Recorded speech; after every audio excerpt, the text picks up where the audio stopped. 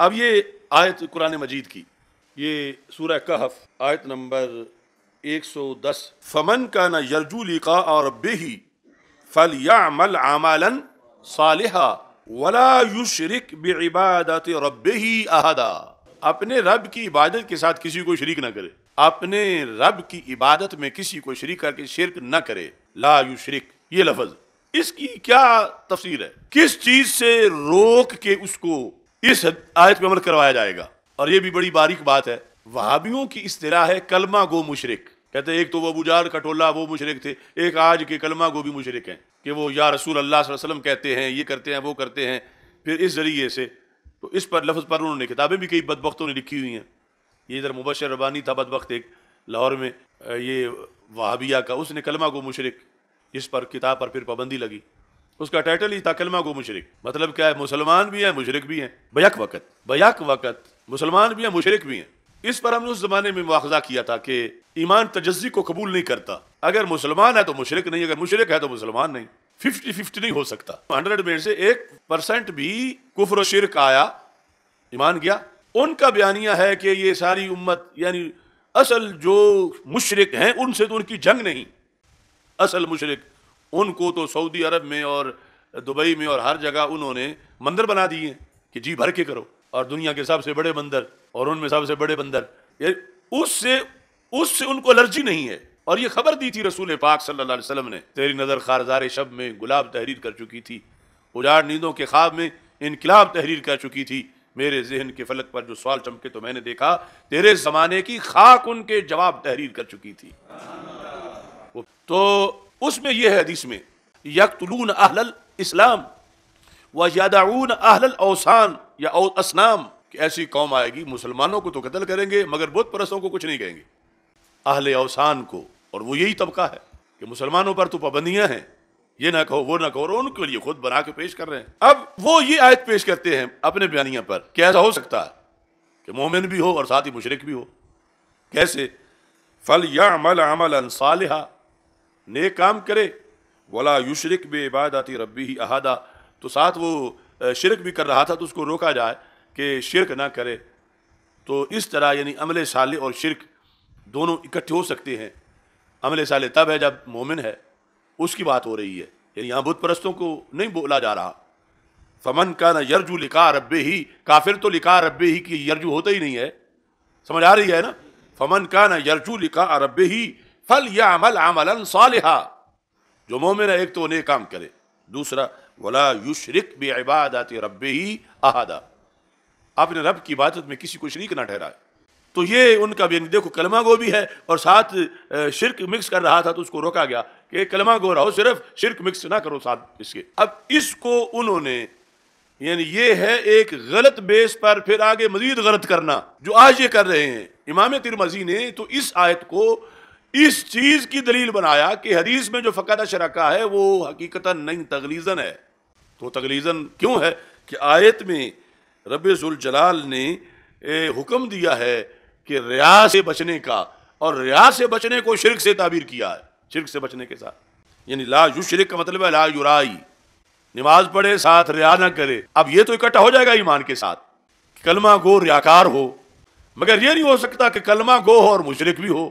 کلمہ گو یعنی پورا دین کا کلمہ پڑھے ہوئے بندہ جو ہے وہ 15ویں صدی میں مسجد میں نماز پڑھ رہا ہے، اور نماز پڑھنے کے ساتھ ساتھ کہا جائے کہ یہ مسلمان ہے، کلمہ گو ہے، لیکن یہ مشرک بھی ہے کیونکہ ابھی اذان سے پہلے اس نے درود شریف میں یا رسول اللہ صلی اللہ علیہ وسلم پڑھا تھا۔ تو وہابی بیانیہ یہ ہے۔ اور امام ترمذی اس آیت سے کیا سمجھتے ہیں؟ پہلوں کے ذریعے سے کہ یہاں شرک کا لفظ بولا گیا ہے ریاکاری پر، یہاں شرک اکبر نہیں ہے۔ مومن ہو اور شرک اکبر کرے تو پھر مومن نہیں ہے، اگر مومن ہے تو شرک اکبر نہیں ہے، مومن بھی ہو اور ساتھ یہ بھی ہے کہ لا یشرک، اب عمل کے درمیان شرک نہ کرے، تو مطلب کیا ہے؟ ریا نہ کرے۔ تو یہاں ریا کو شرک سے تعبیر کیا گیا، ولا یشرک کا معنی کیا؟ لا یرائی۔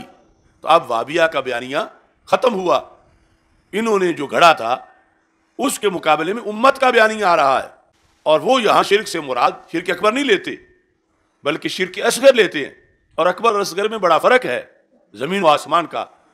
اور لا یشرک کا معنی کیا ہے؟ لا یرائی۔ اب یہاں دیکھو کیا لکھتے ہیں کہتے ہیں کہ فقد فسر بعض اہل العلم هذه الآیات من کان یرجو، اصل میں فمن کان یرجو لقاء ربہ فلیعمل عملا صالحا الآیات، یعنی ولا یشرک بعبادت ربہ احدا. اس کی تفسیر کیا ہے؟ قال لا یرائی، لا یرائی یہی ہے ساری ملائی اس پر، یعنی لا یرائی کہہ کے انہوں نے نجد کو دھکا اس وقت دیا.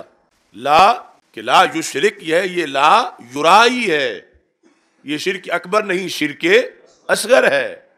تو کلمہ گو ریاکار تو ہو سکتا ہے اور اسے نہیں ہونا چاہیے کہ ہو، مگر کلمہ گو مشرک نہیں ہو سکتا، کیونکہ کلمہ گو یعنی جو پورا کلمہ اس نے پڑھا ہے دین کا، تو اس کے بعد وہ اگر شرک کرے گا تو پھر ٹوٹلی مشرک ہے، اور اگر مومن ہے تو ٹوٹلی مومن ہے. یہ ہاف ہاف یا اس طرح نہیں ہو سکتا. تو اس بنیاد پر یہ اصطلاح ہے ہی نہیں کلمہ گو مشرک جو انہوں نے آج گھڑی ہمارے خلاف. ہاں جو ان کے خلاف ہے وہ شروع اسلام سے آ رہی ہے، وہ کیا ہے؟ کلمہ گو منافق، کلمہ گو منافق، کلمہ گو منافق، کلمہ گو منافق. اب بات کریں ہمارے ساتھ، ہمارے لیے انہوں نے نئی سیٹ بنانے کی کوشش کر رہے ہیں جو 14 صدیوں میں لفظ ہی نہیں ہے، اور یہ جہاں پھنسے ہوئے ہیں وہ تو شروع اسلام سے لفظ ہے. یعنی کلمہ گو منافق تو ہو سکتا ہے، مگر یہ کہ کلمہ گو پورا ہو اور پھر اس کے لیے اصطلاح. اور وہاں بھی پھر یہ ہے کہ یعنی جب کلمہ گو منافق ہے تو پھر وہ کافر ہی شمار ہوگا، لیکن وہ یہ ہے کہ اب نکل کے مسلمانوں سے ادھر چلا گیا، یا کلمہ گوئی حقیقت میں نہیں تھا. بہرحال اصطلاح وہ آ رہی ہے، مگر کلمہ گو مشرک کی کوئی اصطلاح وہ انہوں نے نجدیوں نے گھڑی ہے، وہابیوں نے سعودی عرب میں، اور پھر انہوں نے یہاں بھیجی ہے، اور آگے ہم نے اللہ کے فضل سے اس اصطلاح کا گلا دبا دیا ہے کہ کلمہ گو منافق کی ہے، اور وہ دیکھو کس پر سچی آ رہی ہے. ہمارے لیے تو ہم نے ڈھونڈی ہے جو یہ تو ہم پہ سچی نہیں آتی. فَلْيَعْمَلْ عَمَلًا صَالِحًا. اب یہ جو بات آ گئی ہے کلمہ گو والی، اس میں جو ان کی مزید ایک بڑی دلیل ہے، جو یہ سعودی عرب سے جتنا لٹریچر چھپتا ہے توحید کے مسئلے پر ہر جگہ وہ آیت لکھتے ہیں بطور خاص، اور اس کی وجہ سے پھر مسلمانوں کو گمراہ کرنے کی کوشش کرتے ہیں. تو اس کا بھی میں ضمناً جواب دے دوں. یہ سورہ یوسف جو ہے جہاں ختم ہو رہی ہے، آیت نمبر سورہ یوسف کی 106 آیت ہے وَمَا يُؤْمِنُ أَكْثَرُهُمْ بِاللَّهِ إِلَّا وَهُمْ مُشْرِكُونَ. شاید اس کو پڑھ کے کسی نجدی نے حملہ بھی تم پہ کیا ہو. یہ ان کا بہت بڑا ہتھیار ہے کلمہ کو مشرک ثابت کرنے کا. اور پھر یہ کہ یہ سارے بریلوی سنی یہ معاذ اللہ ایسے ہیں جس طرح قرآن مجید میں کہا گیا ہے وَمَا يُؤْمِنُ أَكْثَرُهُمْ بِاللَّهِ إِلَّا وَهُمْ مُشْرِكُونَ. نہیں ایمان لاتے ان میں سے اکثر اللہ پر، مگر اس حالت میں کہ ایمان کے ساتھ ہی مشرک بھی ہوتے ہیں. الا وہم مشرکون، یہ قید ہے ان کے ایمان کے ساتھ کہ ایمان اس حالت میں کہ وہ مشرک ہیں. وما یؤمن اکثرهم باللہ الا وہم مشرکون. تو اس میں لفظ ایمان جو ہے اس پر بحث ہے. یہ پورے سال کا سبق ہے بلکہ پوری زندگی کا، کہ لفظ ایمان پر بحث کر کے ہم ان کو الٹا کرتے ہیں. ایک ہے ایمان لغوی اور دوسرا ہے ایمان اصطلاحی. ایمان اصطلاحی جو ہے اس میں ایمان مجمل ہے، مفصل ہے، یعنی سارے جو معتقدات ہیں ایمان اصطلاحی، اس کے نتیجے میں بندہ مسلمان ہوتا ہے. ایک ہے لغوی، مطلقاً کسی چیز کو مان جانا، اگرچہ اس کے مان جانے کے بعد ابھی اصطلاحی مسلمان نہیں ہوا، اصطلاحی ایمان نہیں آیا، لیکن لغوی طور پر آ گیا ہے کہ جتنی چیزوں پر ایمان لانا ہے ان میں سے کسی ایک چیز کو، دو کو، تین کو کسی طرح سے کسی نے مانا ہوا ہے کچھ وقت کے لیے، تو لغوی ایمان کا لفظ وہاں پر بولا جائے گا، مگر اصطلاحی ایمان کا لفظ وہاں پر نہیں بولا جائے گا. اور ہمارا جو یہ جھگڑا چل رہا ہے یہ لغوی پہ نہیں چل رہا، اصطلاحی پہ چل رہا ہے کہ جو اصطلاحی مومن ہے وہاں شرک اکٹھا نہیں ہو سکتا. جو قانون شریعت کے مطابق مومن جس کو کہا جائے گا کہ یہ بندہ مسلمان ہو گیا ہے، یہ مومن ہو گیا ہے، اس کے بعد اگر اس نے معاذ اللہ شرک کیا تو ٹوٹلی مشرک ہے. یہ نہیں ہوگا کہ کلمہ گو بھی برقرار رہے، مومن بھی برقرار رہے اور ساتھ مشرک بھی اس کو کہا جائے. تو یہاں پر جو موجود ہے وہ ہے ایمان لغوی کی بات، اور ایمان لغوی اور شرک اکٹھا ہو جاتا ہے. ایمان اصطلاحی اور شرک اکٹھا، اب یہ خلاصہ ہے گھنٹوں کا، ایمان لغوی اور شرک اکٹھا ہو سکتا ہے، ایمان اصطلاحی اور شرک اکٹھا یعنی ایک چیز رہے گی. اگر اس نے کیا خدا نخواستہ تو پھر مشرک ہے، پھر مومن اصطلاحی نہیں ہے. اب یہاں کیا چیز ہے کہ جس کو وما یؤمنون میں بیان کیا گیا، کس کی بات ہے؟ یہ بات امام احمد رضا بریلوی یا داتا صاحب یا مجدد الفیسانی یا آج کے مسلمان کی نہیں ہو رہی کہ جن پر یہ آیت چسپاں کر رہے ہیں خوارج الدہر۔ یہ بات ان کفار کی ہے جو قرآن مجید کے دوسرے مقام پر رب ذوالجلال نے ان کا وتیرہ جو ہے وہ ذکر کیا ہے۔ وَلَئِنْ سَأَلْتَهُم مَّنْ خَلَقَ السَّمَاوَاتِ وَالْأَرْضَ لَيَقُولُنَّ اللَّهُ، اس طرح کی جتنی آیتیں ہیں، اگر انہیں کہیں زمین و آسمان کس نے پیدا کیا، وہ کہتے ہیں اللہ نے، تو یہ سچ بولتے ہیں نا، اللہ نے پیدا کیا۔ اب یہ جو باتیں تھیں نا اس طرح کی ان کی کہ عرش کا رب کون ہے، رزق کون دیتا ہے، اللہ، یہ کہہ کے آگے پھر بتوں کے سامنے میں جا کے لیٹ جاتے تھے۔ تو ان کو اللہ تعالیٰ نے فرمایا وَمَا يُؤْمِنُ أَكْثَرُهُم بِاللَّهِ إِلَّا وَهُم مُشْرِكُونَ۔ ان کا یہ ماننا کیا ماننا ہے؟ یعنی یہ نہیں کہ یہ جواب دینے پر وہ اصطلاحی مسلمان ہو گئے، وہ تو تب ہوں گے جب سرکار کو رسول بھی مانیں گے، جب ملائکہ کو بھی مانیں گے، آخرت کے دن کو بھی مانیں گے، وہ بہت سی چیزیں ہیں۔ اب صرف یہ کہنے سے کہ زمین و آسمان کس نے پیدا کیا، اللہ نے، تو ہم یہ تو نہیں کہیں گے کہ یہ بول کے کفر کر رہے ہیں، یہ تو بات سچی ہے۔